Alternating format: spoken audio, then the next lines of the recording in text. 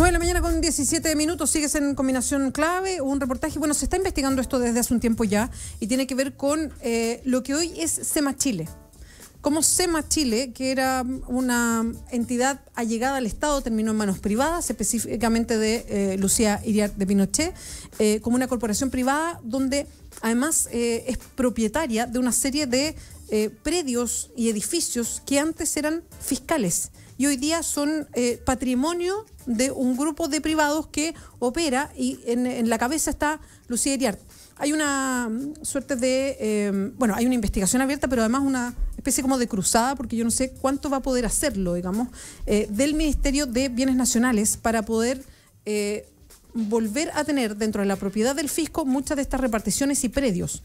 Los casos más emblemáticos quizás son los que sabemos, como la Plaza de Paine, la Plaza de Armas de Paine, la Central de Paine. La plaza es propiedad hoy día de SEMA Chile. Tenemos en línea a la periodista, escritora también, es académica, Alejandra Matus. Ella es autora de la biografía no autorizada de Lucía Iriart, para que nos ayude a desentrañar qué es lo que pasó con SEMA Chile y esta figura de Lucía Iriart hoy día al frente de esta institución privada. Alejandra, ¿cómo estás? Muy bien, gracias. Un abrazo. Un abrazo igual. Alejandra, en tu investigación sobre Lucía Iriart para el libro de esta biografía no autorizada de Lucía Iriart, ¿cuánto te metiste o cuánto pudiste averiguar respecto a SEMA Chile y su relación con Lucía Iriart? Bueno, en el libro está retratado la forma en que ella convirtió esta entidad, como decías tú, pública en una entidad privada, y está mencionado a grandes rasgos el tema de cómo se convirtió en una inmobiliaria y las irregularidades que ya formaban parte de la investigación del caso Rix.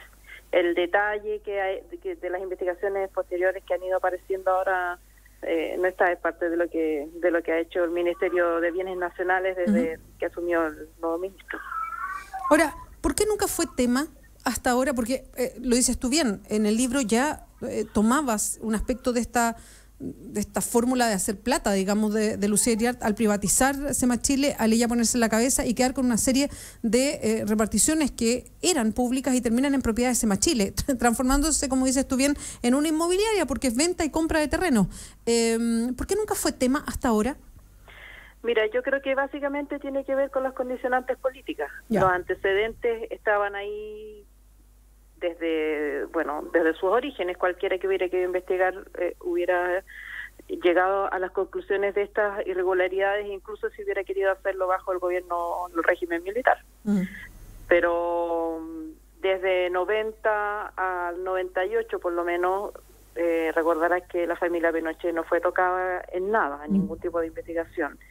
No fue hasta que Pinochet fue arrestado en Londres que esto empezó lentamente a hacerse sentido común en los tribunales de justicia y en los aparatos del Estado que tenían que perseguir ciertos delitos. Después vino el caso Rix, que permitió meterse en la fortuna de Augusto Pinochet, pero como yo creo que una suerte de machismo, siempre se dejó a Lucía a un lado, como que no era posible, o se pensaba que ella era una figura pasiva de los delitos cometidos por el marido, y ahora estamos viendo que no es así. Sí, que bueno como lo dice, porque efectivamente algo puede ser de eso. Ahora, Alejandra, estamos conversando con la periodista Alejandra Matus. Ella indagó la vida de Lucía Iriart, les puso en un libro, y estamos hablando de este capítulo SEMA Chile. Por lo que tú pudiste investigar, Alejandra, ¿cuánto de posibilidad tiene el Estado de recuperar parte de estas? Son más de 200 propiedades distintas que le fueron cedidas por el Estado a SEMA Chile. De hecho, una parte importantísima de ellas fue en los últimos 5 años de la dictadura. ¿Cuánto de esto podría el Estado recuperar? Quiero agregar al plato que estas son 263 propiedades que el Ministerio de Bienes Nacionales ha identificado hasta ahora. Que pueden ser más, no es el número digamos, definitivo, claro. Sobre todo porque hay propiedades que han donado otras entidades públicas, como las municipalidades. Sí, como lo supimos en el reportaje de Contacto, digamos, el fin de semana. Claro, como las municipalidades, como privados también. En el libro de doña Lucía está mencionada una investigación que surgió por casualidad en un conflicto de Isla de Pascua, en que se determinó que el único paño de propiedad privada que existe en Isla de Pascua perteneció a SEMA, y que después SEMA vendió para construir una torre de Entel y un hotel.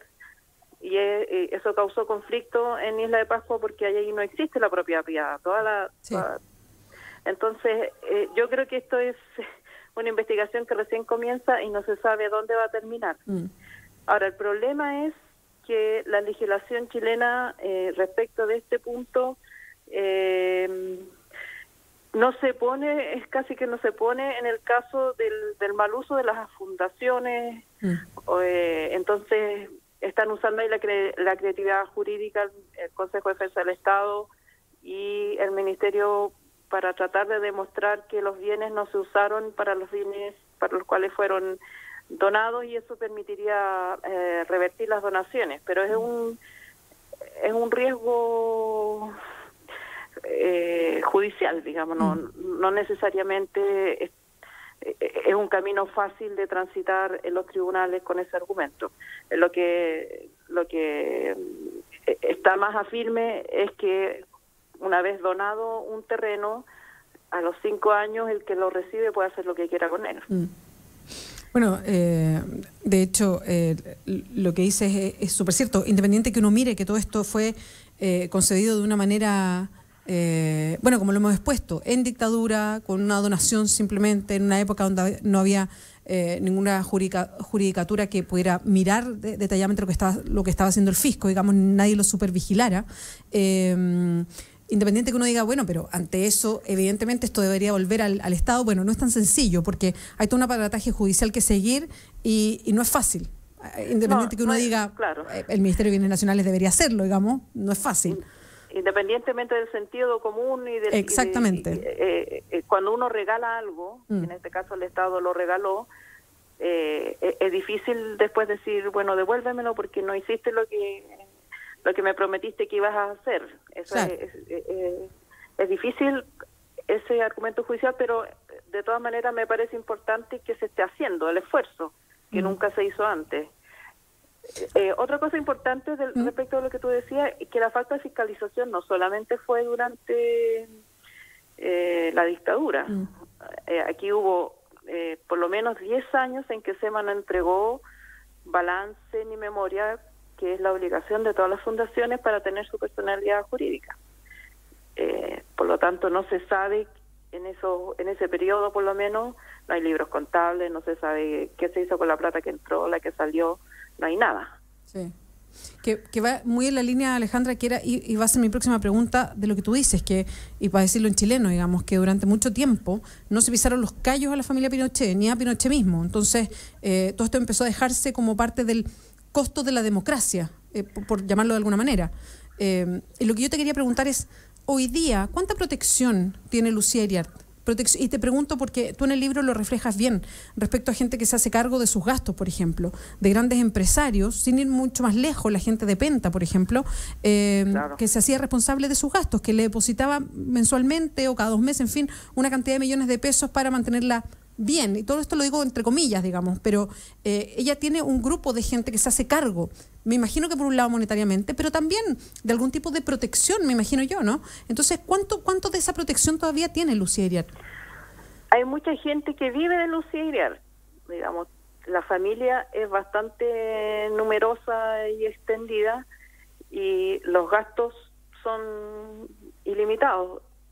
Hay que considerar que no hace mucho los tribunales absolvieron a la familia Pinochet de todo reproche por la fortuna de Pinochet. Por lo tanto, en este momento están usufructuando no solo de las propiedades de SEMA, sino que de las propiedades que quedaron a nombre de Lucía Iriart, sin ir más lejos, la propiedad de la dehesa que vendió, no recuerdo si 1.300 o 1.800 millones.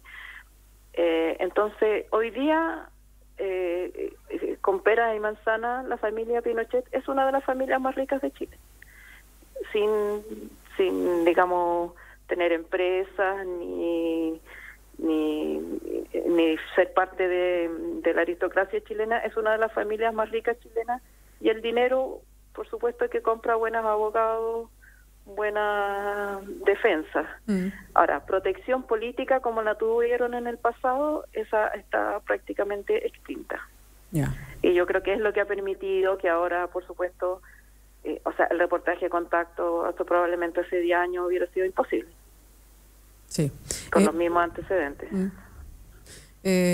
Alejandra, y quiero insistir en el punto de lo que está haciendo hoy día el Ministerio de Bienes Nacionales, que en el fondo es el manejo que tiene para poder mirar lo que pasa con todas estas propiedades y ver si se pueden devolver al fisco. Tú lo decías bien recién, las lucas compran buenos abogados.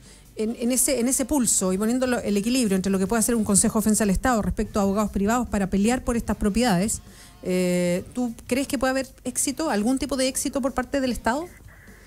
Es un éxito difícil y yo creo que uno no puede hacer pronósticos apresurados, pero yo espero que los tribunales que han demostrado en el último tiempo tratar de hacer justicia con las leyes que hay y no simplemente decir, bueno, voy a aplicar esta ley porque la ley no me importa si es justa o injusta. Tal vez puedan acoger los argumentos si están bien fundamentados. O sea, los abogados del fisco y del ministerio van a tener que hacer un esfuerzo por argumentar en favor del Estado y de recuperar estos bienes, y yo espero que les vaya bien, porque cuando el Estado dona una propiedad que es un bien de todos, lo hace para que se cumplan ciertos fines, y no es muy difícil, digamos, es menos común de lo que se hace en otros juicios, pero no creo que sea muy difícil probar que esos bienes no se usaron para los fines que están previstos. Y bueno, hay que confiar en que la justicia acepte este argumento poco usual, pero si el Consejo de Defensa del Estado está en esta misión, me imagino que lo ha estudiado bien y que tiene base legal para hacerlo. Alejandra Matus, muchas gracias por este contacto. Gracias a ti. Un abrazo. Ya, chau. Alejandra Matus es periodista, es académica también, es escritora, escribió esta biografía no autorizada de Lucía Iriart, que vuelve a ponerse en relevancia a propósito del caso de Sema, que aparecía en el libro y que hoy día se conocen más antecedentes incluso. El reportaje de Contacto, que provocó harto revuelo el fin de semana, el reportaje de Contacto en Canal 13, hizo un mapa, y ahí está lo interesante, con las propiedades que Sema recibió en donación y luego vendió, más las que conserva hasta hoy. La investigación logró establecer un total de 236 bienes raíces que alguna vez fueron propiedad fiscal, de los cuales más de la mitad fueron donados en los últimos 5 años del gobierno militar y hoy día son de Sema. Algunos se han transado, como lo mencionaba recién Alejandra Matus, por terrenos por millones de pesos. El resto son parte de Sema y hace usufructo de esos mismos terrenos. Hay algunos que son donaciones por parte de municipios ligados a la dictadura, que le hicieron a Sema Chile, y hoy día lo que dice Alejandra, además, que es muy interesante, es lo que se sabe hasta ahora, la cantidad de propiedades, pero puede haber más incluso. Entonces, hoy día hay un recurso, el Ministerio de Bienes Nacionales, a través del Consejo de Defensa del Estado, está tratando de recuperar parte de estos terrenos y edificios que fueron donados a Sema, que antes era una corporación, una fundación pública, y se transformó después en una corporación privada, cuya cabeza hoy día es Lucía Iriart. Es un camino judicial largo seguramente, porque las donaciones se hicieron, bueno, ya sabemos cuándo, en dictadura, pero fueron donaciones al fin, y hay una jurisprudencia que a uno le podrá no gustar, o el sentido común puede decir, mire, esto habría que devolverlo al fisco, pero existe. Así que, bueno, ahí se puso un ojo de investigación respecto a estas propiedades en distintas partes de Chile, en distintos lugares, hasta en Isla de Pascua, como nos contaba recién Alejandra Matus, y que están hoy día en manos de Sema Chile. Son las 9:31. Recuerde que hay encuesta que estamos poniendo para que ustedes voten. Está abierto el hashtag Combinación Clave para que comenten. Ya estaremos con el panel comentando la actualidad nacional. 9:31. Pausa en Combinación Clave y volvemos. No te separes de la 92.